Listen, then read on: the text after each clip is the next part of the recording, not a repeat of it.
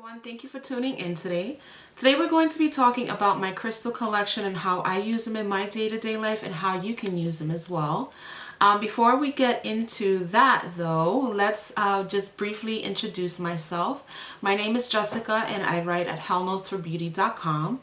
And this is my very first YouTube video, but well, technically not, because I did film a few other videos and they just did not make the cut with just editing and uploading and just a whole lot. To be honest, I give a lot of props to you, some of you YouTubers who put a lot of work into this, because this is not easy. So just a little disclaimer out there that it's not easy, you know, just turning on the camera and uploading and sharing information. So again, a lot of props to you all. But again, I write at Hell Notes for Beauty. It's a beauty, spirituality, and natural health blog that I've started back in February of 2011, I believe. So a little bit more than 5 years. And I just write about my interests in all the natural elements that surrounds us, whether it be our environment, our ancestors, spirituality, health, and all those things, just how I've been coming across some of this new information, how I've applied it to my life.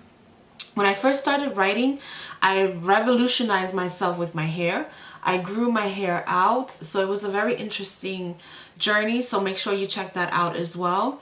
And now just moving into different aspects of my life as I get older, and the other interests that, you know, that just captivates me and how it changes my life. So basically that's what I hope this channel will be about, just to a place where I can share with you some of my interests and just be a little bit more interactive in that aspect. So make sure to check out the blog at www.hellnotesforbeauty.com, as well on Instagram at hellnotesforbeauty, and just my shop as well, where I also sell some of my items that I work with and have come across with, especially smudge sticks, crystals, and so forth. So again, I want to thank you all for joining me today, and let's get into my collection. So crystals are something that are very interesting, because to some people they're attracted to crystals by their appearance. But there's so much more to them. You know, they have energy fields just like we have our energy fields as well, and how we interact with our environment. When I first got into crystals, I came across this little box about 7 or 8 years ago at a flea market, and I paid like maybe under $10 for them, and it came with about 4 to 6 crystals. Right now I have just some of my leftover crystals, but when I first got it, I got 2 little cards. Oh, actually, here's the original card. The genuine. I received a Carnelian and Tiger's Eye. And these 2 little cards actually led me to researching about stones and their energy and how you can use them on, you know, to interact with them in your day-to-day life. So I still actually have the cards here. I'm a little bit of a keepsake person. I like to keep everything, so it's not, you know, a surprise that I found it. But yeah, I haven't used this box too much because I did upgrade to another little box, and I'll show you in a few. But when I first came across this box and the crystals in them, I was just completely intrigued. So I went online and started researching them and coming across other stones and crystals that and researching them with vendors and so forth. So that is how I just became interested in them. Now, crystals carry a lot of energy with them, especially, you know, how you charge them for and your intent that you are programming them for. When I first got them, I smudged mine with incense, or you can cleanse them with water or salt or the moonlight or the sunlight. It all depends on, you know, what works for you. Just be very careful, because some can be damaged by water. So just, again, do your research and see what works best for you and your stone. So here I have a Tiger's Eye that I've had for a very long time, and I used to sell on my shop, but I sold out right now. But every now and then you can check out to see what new items I have. But this is a Tiger's Eye, which is very protective and grounding stone that I use, and I just love the colors and the stripes that it has. It represents a lot of layers within ourselves, as well as the layers within others. So you just always want to make sure that you carry these stones to protect you and give them the intent that you want them to have for. Amazonite is another stone that I love. It's very calming and soothing and very feminine. It's one of my favorite stones to carry with me when I'm just, doing my makeup, or I'm working on a project that needs me to prove myself, because sometimes where I work, there may be at times that I have to prove myself as being an executive woman. So, using that stone helps me gain confidence and a little bit more of that boost of self-esteem. So here is my crystal box that I have here of all the other stones that I carry. And everything that I have in here is just little stones. I still haven't upgraded to the bigger stones because they are quite expensive, but they do come in a variety of sizes. Here I have aventurine, which is great for health, peace, and tranquility. Here I have a this is goldstone as well, which is good to help attract money. Pyrite is one of my favorites because it helps you see through the illusions of people and situations as well, and is known as the fool's gold as well for that aspect. Here I have a bloodstone. Bloodstone is good to help ground me. I really haven't worked too much with bloodstone to really say, that I have a lot of experience with it, but for the most part, it's a very good and calming stone, just like my red jasper, which I don't know where it is. I've lost it. It takes a long time for you to, become acclimated with it, but when you do, some of these stones really release some interesting energy. So I'll make sure to come back to this one and see what I can get out of it. But I did have carried it with me for quite some time. I have here a lot of amethyst. Oh, jeez. This one is a gold stone, but a blue gold stone, and I did give one to my brother a very long time ago. Another stone that I haven't worked with, so I really can't tell you much about it, but just like gold stone, I most likely has that sun's energy, that energetic energy, or vice versa, since it is darker, kind of that darker aspect, more calming aspect.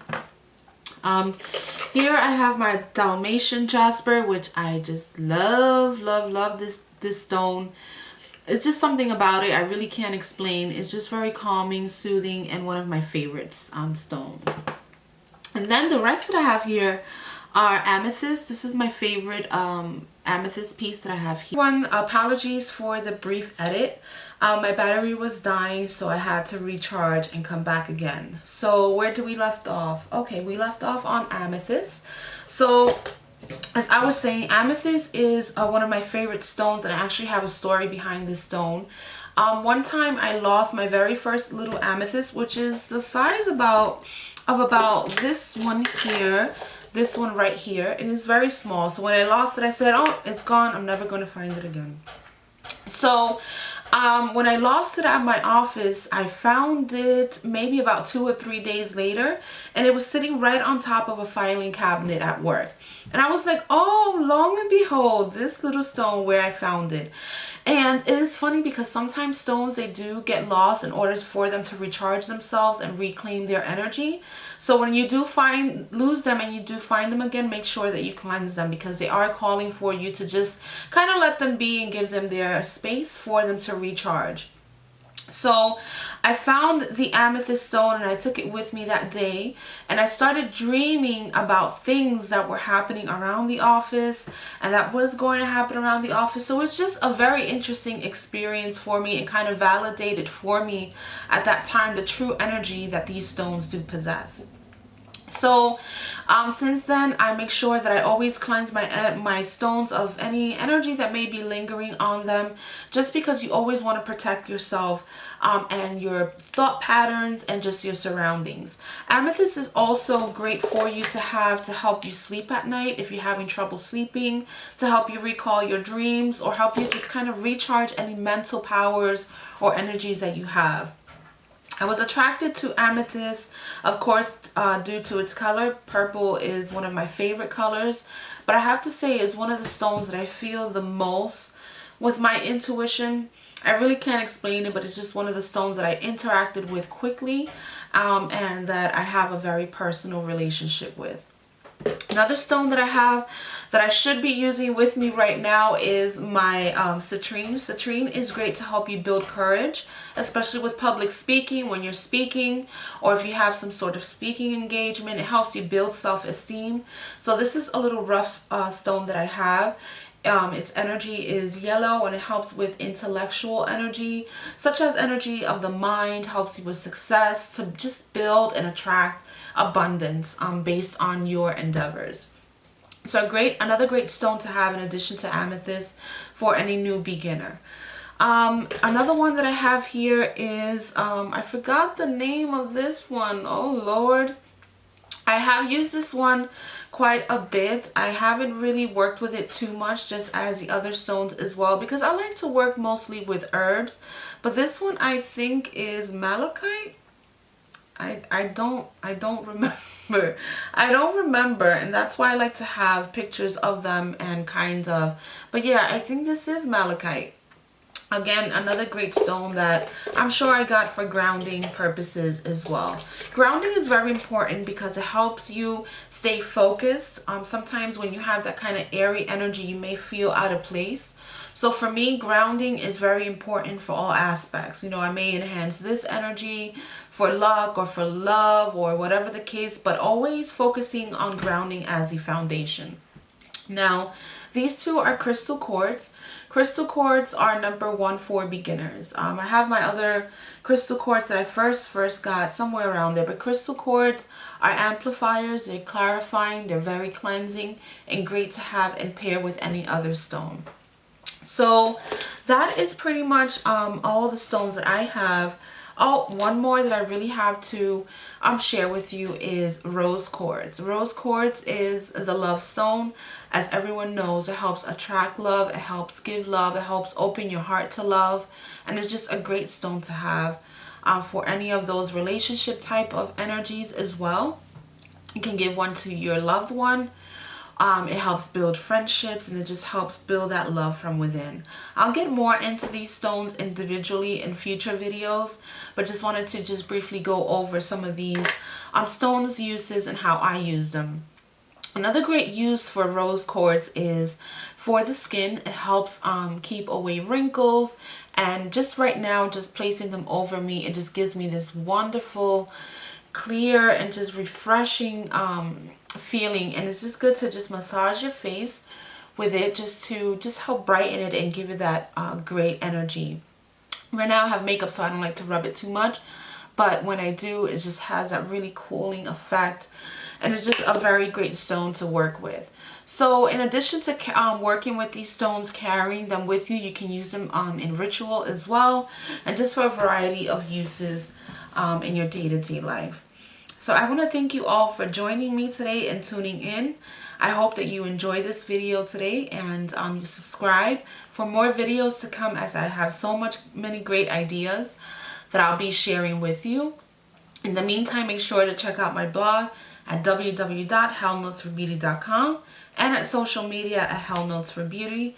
And again, thank you for your time and have a great day. See you again. Bye.